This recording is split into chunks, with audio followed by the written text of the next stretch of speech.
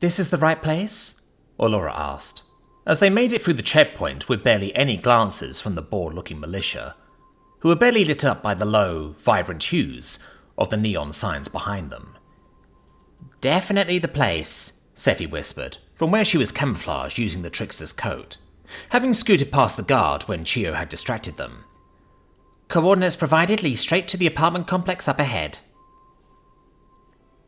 The neighborhood of Jolik's Heights was a place of classical-looking buildings, but with fairly Spartan aesthetics outside of the residences themselves, feeling to Jack like a job done to the bare minimum, exuding an aura of functionality over elegance.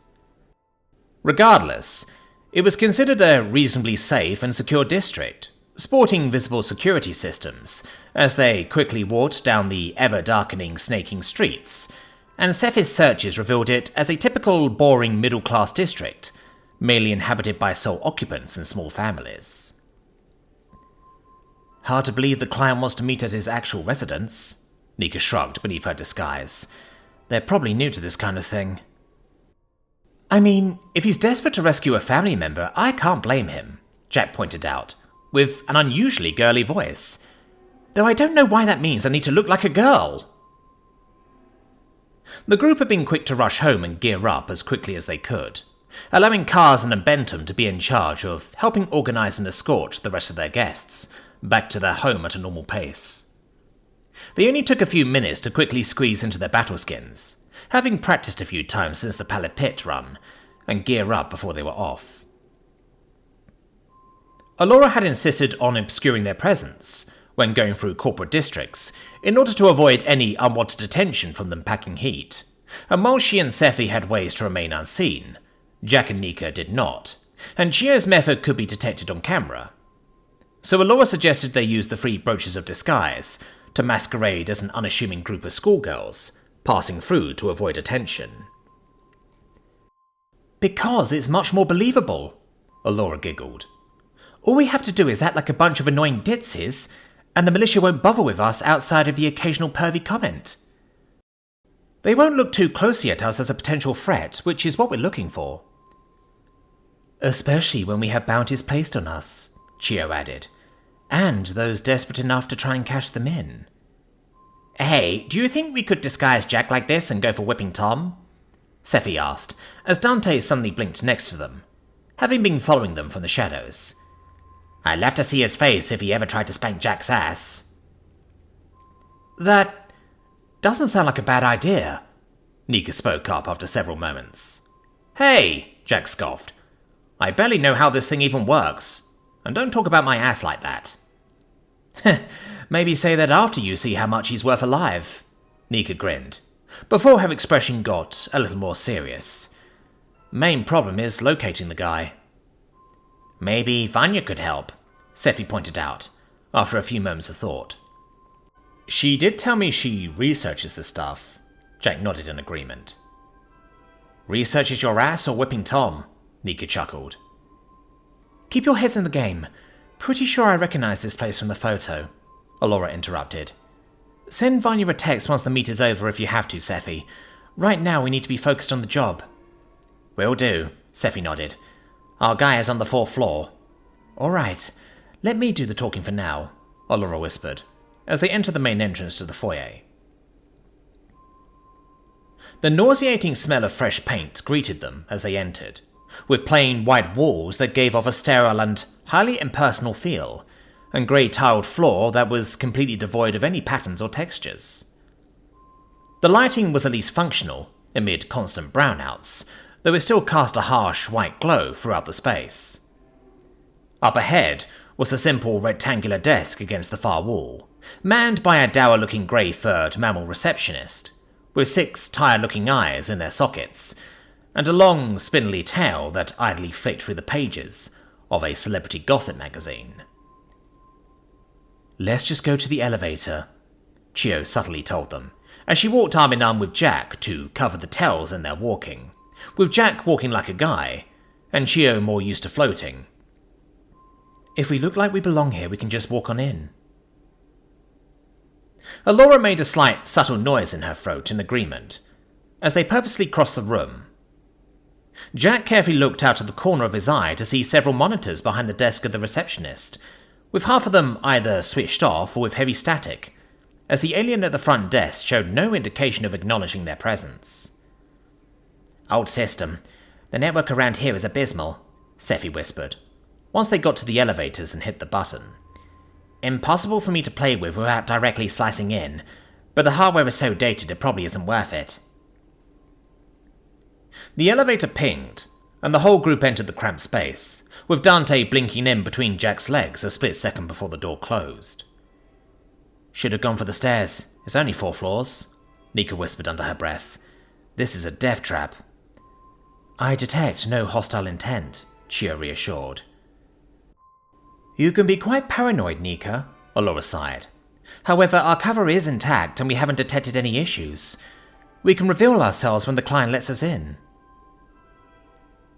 The door pinged open, and Nika let out a breath she hadn't realized she had been holding, as she and Jack quietly exited, and confirmed nobody else was around.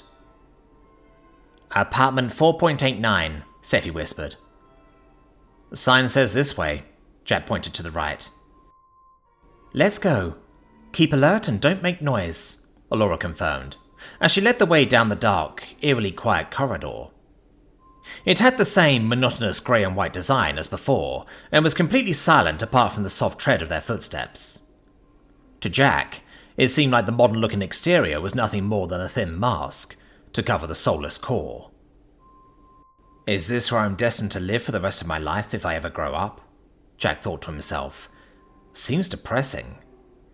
"This should be the right door," Scifi pointed, sounding skeptical as they walked up to the unassuming apartment. "Only one way to find out," Allura sighed, reverting to her original appearance. "Nika, cover me." The Eladri knocked on the door 3 times as instructed, and waited. 10 seconds later, something slowly clicked, and the door opened a crack. "Quick, get in!" a man's voice hissed, and Nika took the lead, ready to draw, with the others quickly following and deactivating their disguises as instructed the moment they went in. Looking around, the studio apartment was a mess, with dusty piles of clothes, old magazines and other tat littering the ground, as the figure of the client slowly stumbled back towards a large padded chair, groaning with effort as they sat down. "My apologies," the man hissed again, as Jack got a good look at him. As they leaned their walking stick against the wall, "I would offer you all a seat, but I only have one spare." He ended with a fit of coughs. The old man was some type of bipedal yellow-skinned amphibian, with a thick tail that seemed to drag uselessly behind him. They were wearing several layers of mottled-looking clothing, of various shades of beige, brown, and dark green, and wore a strange set of dark glasses over their collection of eyes, almost like a blind man would. However, they were clearly able to see as he gazed intently at Allura. "Thank you, everybody, for coming. I am sorry to call you here on such short notice, but I'm desperate for help." The old man's voice quivered as he spoke. "My granddaughter went missing 2 days ago, and corporate security refuses to do anything about it." "That's terrible," Allura gasped. "What happened?" "I don't know," the old man sobbed. "My Kira sometimes works late, so I didn't think anything about it on the first day. I got suspicious on the second, and checked in with security who said they checked but never got back to me. And a few hours ago her emergency beacon activated. Security refused to go to the coordinates saying it's too dangerous, so I looked for some mercenaries. Kira told me about a heroic outsider and his friends, who saved a lot of innocent people from the forces of the Killer Clown, so I looked you up and saw your page." "I see. We may be able to be of assistance," Allura began sympathetically. "Please," the old man begged, suddenly getting out of his chair and falling to his knees. "I will pay anything you want. I have credits from my retirement fund, 20,000 credits in silver pieces, and whatever old belongings of mine you want. Just bring my granddaughter back to me.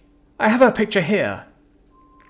"We can do that," Allura quickly told him, getting down on her knees to meet the old man eye to eye.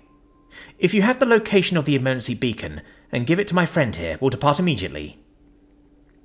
She indicated Scifi, who immediately began pulling some devices out of her bag. Yes, here. The old man pointed to a device on the table, which Scifi immediately took and began to work on. Thank you, the old man gasped, as he clutched at his chest in pain. I knew you were heroes I could count on. Please save my granddaughter. Got the location, Scifi nodded. It's Scrap Haven. Alright, that's doable, but we need to be careful, Nika added, giving Alora a knowing look. Are we... Alora shook her head. In that case, we need to get going, Nika sighed. We'll collect our credits on return. Then I hope to see you again soon. The old man struggled as he got up. Let me show you the door. That's okay, we'll see ourselves out. Alora quickly indicated for the old man to sit down, as Jack and Chio led them out, with Dante leaving last, having stared curiously at the old man, until he was called to heel by the others outside. It was not until they reached the elevator again did Alora speak. What do you all think?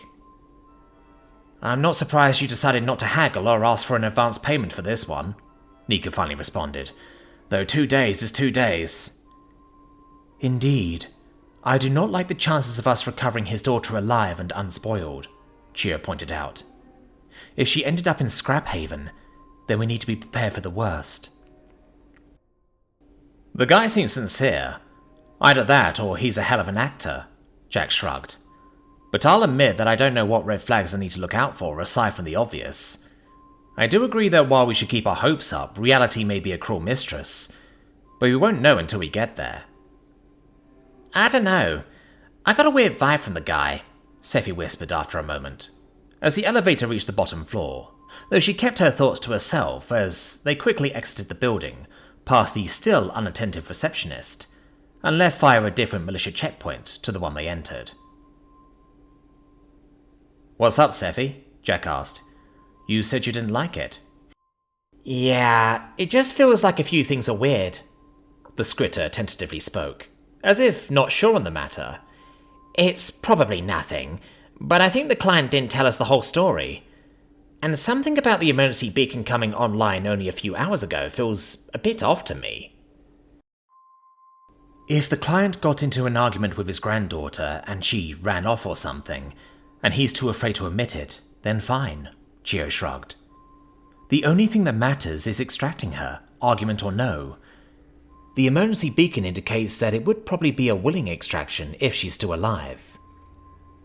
Scifi raises a good point about the beacon, though, Jack interjected. Only recently activated. Yeah, Nika nodded grimly. I'll admit that worries me. Scrap Haven is a rough area, so I'd say be careful anyway, but fuck knows what she's doing there. I take it this Scrap Haven is a bad place? Jack asked, knowing full well what the answer would be.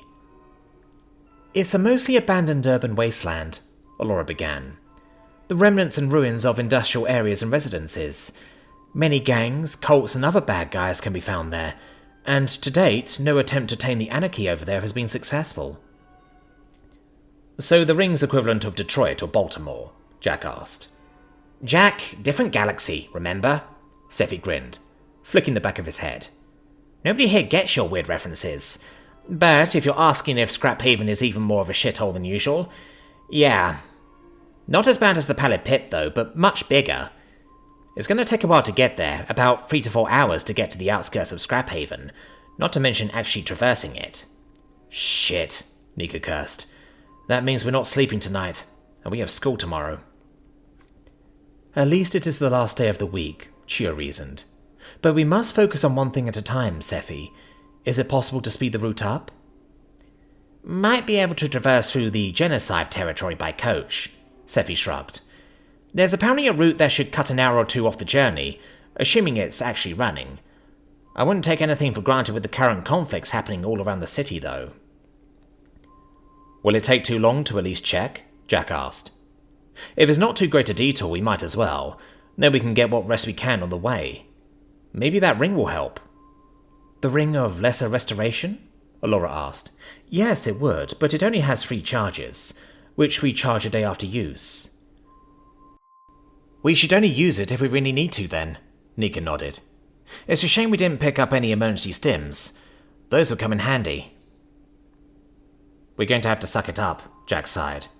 I just hope we're not too tired before we even get to the danger zone. Agreed, Nika sighed. Let's get moving. For just over 2 hours, they kept travelling, doing their best not to attract any attention, and notifying their friends back home that they likely wouldn't be back until early morning. Vanya agreed to compile her notes on whipping Tom for them, and told them that everyone already living at the homestead had pulled together well to accommodate the newcomers, and Abida, Carson and Bentham were busy assigning overnight guard shifts as requested. The districts they had passed showed many things that Jack had never seen before. One of the first they had entered to get to a major traversal district almost looked inspired by Japanese aesthetics, with towering pagoda-style constructs and sleek minimalistic designs, like a fusion of old and new. The megacorp that apparently ran both it and the neighbouring districts, Neojoy, were not involved in the current conflicts, instead taking advantage of the situation to organise large parties and events at their gaming and entertainment venues to rake in as many clients as possible, while posting patrols of guards and militia aplenty.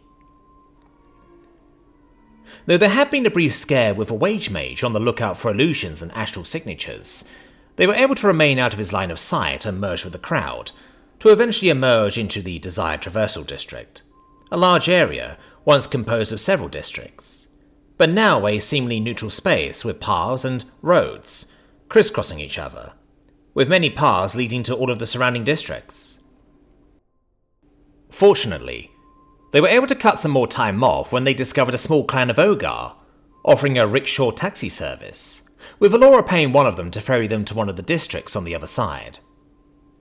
As the giant pedalled the tricycle, they were all very thankful for the rest, as Alora checked in with their friends at home. Another set of districts on the other side was owned by Edagro, another megacorp that had a fondness for lush gardens, artificial waterfalls, and bioengineered plants of many vibrant colours that dominated the landscape as they travelled through, stopping for a break halfway through for a pack of energy drinks to resupply themselves with. Though EdenNet was currently an active participant in the ongoing corporate war, the conflict had not yet reached the districts the group would be travelling through. Coach should be a few districts north of here, Scifi finally spoke up a while later, as they bypassed another checkpoint, with the natural landscape giving way to a much more urbanised residential area. They took note of the fewer people that were now out and about, and knew that they would be under much greater scrutiny on the way back. "Alright, let's..." Alora began, but stopped, as a young, green, aquatic-looking woman with a large spiny dorsal fin approached them from the side, where several others in bright green robes had congregated. "Can I help you?" "You cannot, child," the woman smiled as she stopped, "for it is my wish to help you." "Sorry, no thank you," Nika added, as she tried to lead the others away from the street preacher. "Wait, are you not suffering from the ongoing chaos in this city? Do you not want to be able to feed yourselves?" the woman hurriedly asked, pulling out a box of nutrient bars and a leaflet. "The Emerald King is most kind and generous, and it is his wish that the people be fed." "How much are you asking?" Scifi asked with skeptical eyes, looking at the offered food. "No money or service is necessary, save for the wish of the Emerald King for his voice to be heard. Tell your friends and family that if they wish for salvation, the Emerald King is there." Okay. Thank you," Alora smiled, taking the box. "We certainly will. Farewell." They moved on in silence for several blocks, before Nika spoke up. "That was weird." "Weird, but useful," Scifi pointed out. "I recognise this brand of bar. They're the real thing. Enough to feed most people for a day with the stuff packed into them, but disgusting all the same." "Maybe you can dissolve them into a soup, or maybe swallow it down with some hot sauce," Jack shrugged. "What's the Emerald King?" "I have no idea," Chio told them, sounding rather surprised, as the others nodded in consensus that they also had no idea, Probably a new cult of some kind. At least they seem to be one of the more benign ones, at least. Well, if they feed more people like that, they'll get converts quickly, Allura smiled, as she put the box and leaflet into her bag. Especially with Corvin Enterprises claiming their food production got hit by the killer clown, that being the reason for them raising the prices to extortionate levels. As they made their way north to where the coach would hopefully be, the group could see several squads of troops occasionally cross their path, heading east to where the nearest conflict was going on. Allura, for her part, suggested suitable disguises to make it past, without attracting any attention, changing into a group of unattractive middle-aged women to avoid any attention from the lads. Fortunately for the group, the coach was in operation, though to Jack it was actually an automated tram, with a thin rail carved into the main roads, with the occasional grid of wires overhead. Surprisingly, it was free of charge to board, though technically only for residents and employees of Synthetica Technologies. Naturally, with no driver or conductor around to stop them, they didn't give a shit about those details, and simply amended their disguises to appear as low-level employees in uniform, with Dante laying down underneath the seats, in order to not be seen. Fortunately, it was a quiet time in the evening, and so Scifi didn't need to join him there, instead sitting on the row of seats in front of Jack and Nika, with Allura and Chio. Allura, may I please see that leaflet for a moment? Chio asked, and the Aladri handed it over, with the others taking a look as well. Enter the realm of transcendence, embrace the emerald path. Nika read the first sentence and snorted. What is this crap? Well, you can always count on the crazies to be unoriginal, Scifi chuckled. Seek out our brethren in the hidden corners of the city, Chio read. The Emerald King's favour will only be bestowed upon the worthy. Yeah, it's a load of crap. At least we got some free food out of it, Jack shrugged. The tram journey only took about 20 minutes to get to the end of the Synthetica Technologies territory. Then after walking through several districts belonging to Data Heaven, the group found themselves at the very edge of civilized territory.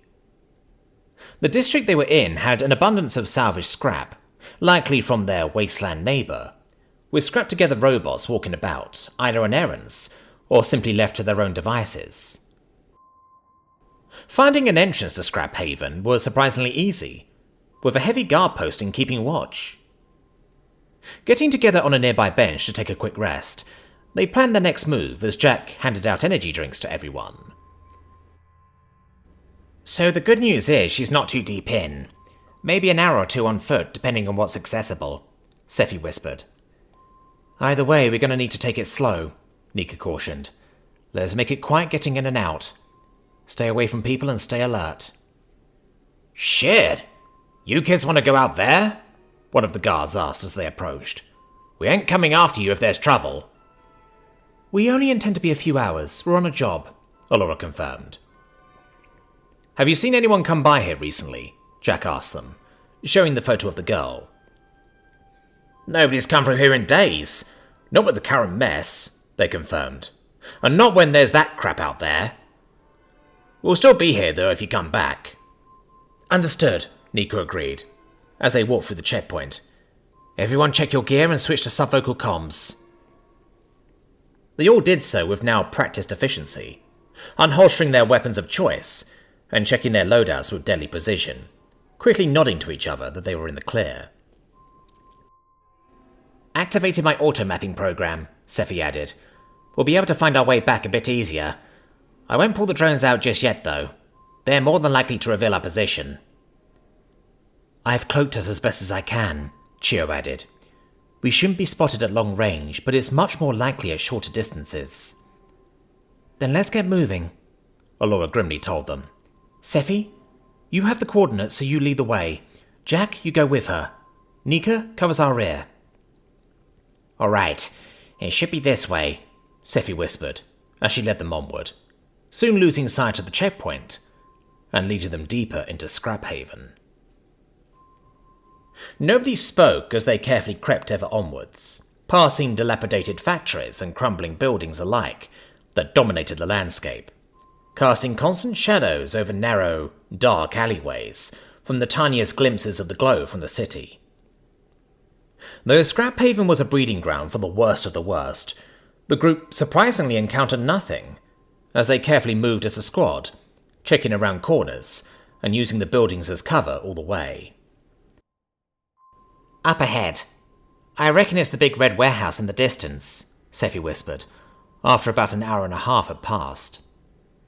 "The beacon is still there, though. Hasn't moved." "I don't like this," Nika growled under her breath. "It's been far too quiet. I haven't even heard anything sketchy." "I agree," Jack whispered back. "I don't see any signs of activity whatsoever. You'd think there would be lights on or something." "Chio?" Allura asked the Alethi. "I detect nobody," she confirmed, sounding worried. "Harden your souls for what we might find," Allura whispered to them all. "But we have to check. Be ready for anything." Jack did his best to try and regulate his breathing, refusing to give in to his creeping dread as he took the lead. His plasma rifle was out, and he knew he could swap to his powerful photon revolver at any time. At that point, he was ready to straight up open fire at anything that moved that wasn't them, and it made him wonder, how did soldiers in the military back on Earth cope with situations like this? Crouching behind what looked like a broken down car, Jack stopped for a moment to watch and listen for any danger, but only heard a slight gust of wind rustling through nearby debris on the ground. "Shall I risk putting a drone or two up?" Scifi asked. "Yes," Allura confirmed. "But let's get into full cover before we do." "That shop over there," Nika pointed, and they quickly made their way to it, with the Kizan quickly entering first with her shotgun and confirming it was clear. Releasing two of her smallest and hardest-to-spot drones, Scifi spent a few minutes getting a top-down view of the warehouse and the surrounding area. "Can't see inside," Scifi whispered, "and the material is too thick for thermal." "Are you able to pinpoint all the entrances and exits?" Chio asked, and Scifi nodded. "Keep the drones above us, and let us know if anything moves that isn't us," Nika whispered, letting out a deep sigh to calm her nerves. "We've come too far to turn back now." "Agreed. The moment we confirm the target status, we leave," Allura told them. "No sticking around for looting or anything. Just take whatever evidence is necessary for the client, and we head straight back out." They all nodded in agreement. "Good." The Eladri gave an unconvincing smile. "Let's go." Jack led the way, knowing he couldn't show his fear as he made his way to the adjacent building to the red warehouse, peeking around the corner and looking around for any sign of recent activity, but finding none. "Beacon is slightly above us," Scifi shakily whispered to him. "We've got to find stairs." "None on the outside," Jack cursed. "We've got to clear the rooms as quickly and as efficiently as we can," Nika told them all. "We're not leaving any potential hazards behind. I suggest we go through the staff door over there rather than the main entrance. It's too exposed." "Agreed," Jack nodded, and carefully crept his way to the side door and quietly turned the handle, surprised to find it open with little resistance. He gently pushed it and brought his gun up, though cringed as the rusted hinges gave a loud creak that sounded all the worse amidst the silence of the night. He quickly sliced the pie and checked his angle of sight in increments, confirming that the pitch-black corridor was clear. His shades of seeing were already on, which was little comfort, as the sights of the warehouse office were still eerie to him, with still no sign of having anyone visit in decades, if not centuries. "Careful how you open the door, Jack. Maybe switch to your pistol and use your other hand to steady the door," Nika suggested, to which Jack nodded in agreement. He cautiously made his way forward, his footsteps muffled by countless layers of dust and the ever-present silence. As they carefully pressed forward, Scifi placed a small device on the wall next to the door, before aiming her own plasma rifle up again, using the SmartLink scope to be able to see better. Rooms were quickly cleared as they pushed forward. However, they did not find any stairs going up, which was worrying. Eventually, the end of the corridor opened out into a large, dark, and dank space, with several long-abandoned containers, and even an old load vehicle of some kind, long dusted over in the corner. "Stairs on our left," Jack whispered, seeing the shoddy-looking, rusted metal staircase several meters to the side as he entered. "I can't see if there's any on the other side." "How far is the beacon, Scifi?" "Our side," the script confirmed. "Should be up there." Jack crept up, noting that several of the steps were not secure, and noted as such to the others, who being lighter in weight would be less affected by the potential hazard. At the top, there was another door, which Jack immediately opened and confirmed it was clear, not wanting to leave his friends exposed on the stairs longer than necessary. They were met by a long corridor, with 2 doors spaced apart on the right, and 1 door on the left, right at the end of the corridor. "Left," Scifi confirmed, without being prompted. "Scifi, check the 2 rooms on the right first," Nika whispered. "Jack, push up a bit. I'll hold position here and stay alert. We don't want anything coming behind us." Jack moved forward, with Dante walking beside him, looking up at Jack with a worried expression. "Clear. Looks like an executive office of some kind," Scifi confirmed, saying the same with the other right side door. "All right," Allura nodded, looking to the others. "Be careful." Carefully, Jack opened the door, prepared for anything, before immediately recoiling in horror, realizing he had not been ready for this. The spacious room was mostly bare, with the exception of an electrical device with a flashing green light on the ground, winking at them. But the centerpiece of this display of horror was the heavily mutilated corpse strung up to the ceiling, limbs splayed wide. Drawn in blood against the back wall was the familiar symbol of the burning skull, gazing down at them with a wicked, mocking grin. But the thing that really made Jack's blood run cold was seeing whose long-dead body it was. It was the exact same old man that sent them here. Suddenly, a loud, piercing whine of an alarm screamed out all around them, causing many in the group to cover their ears. "Shit! Ambush!" Nika yelled from her position, as she opened fire.